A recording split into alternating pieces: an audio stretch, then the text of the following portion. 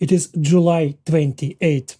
Today I will tell you a little about the Territorial Defense Forces, in which I have the honor to serve for more than a year and a half.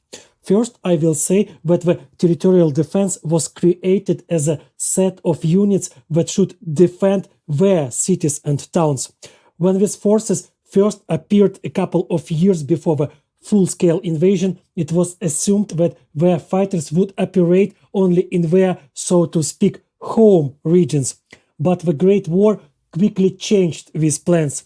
Now the Territorial, as we call it in Ukrainian, from all over the country is fighting on the front lines very far from their own homes, destroying the enemy no worse than our comrades from the other types of troops and, unfortunately, suffering losses at the level of all our units. It is interesting to observe how the attitude towards territorial defense within the army is changing. If at first the professional military considered us to be the incompetent civilians who only pretend to be a real army, then over the time this attitude changes for the better. First of all, thanks to the fact that Territorial gets real combat experience and becomes stronger every day. Training and real combat operations turn former civilians into real soldiers who know how to fight no worse than those who once choose the army as their life's work. In addition, the more people from other branches of the military learn about us, the more respect they have to the Territorial Defense Forces. A Special Forces officer once admitted to me that he had no respect for Territorial until he was on the front lines with one of our units. He said that only in the trenches he was able to understand that these yesterday's civilians are no less than professional soldiers motivated and ready to do anything for the sake of victory.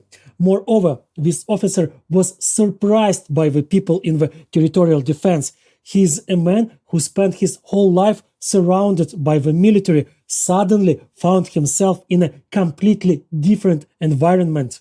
Well, what our soldiers are talking about, this officer told me. It is always about who shoots, who sets mines, everything is more or less the same.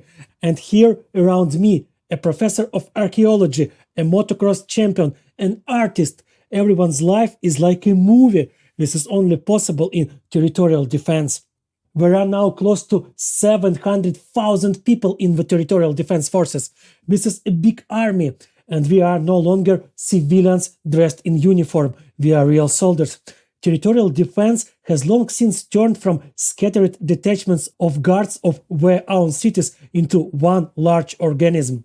Now, these are not frightened dudes from the checkpoints, as was the case at the beginning of the war. Now the territorial defense is probably the world's largest and most capable light infantry unit.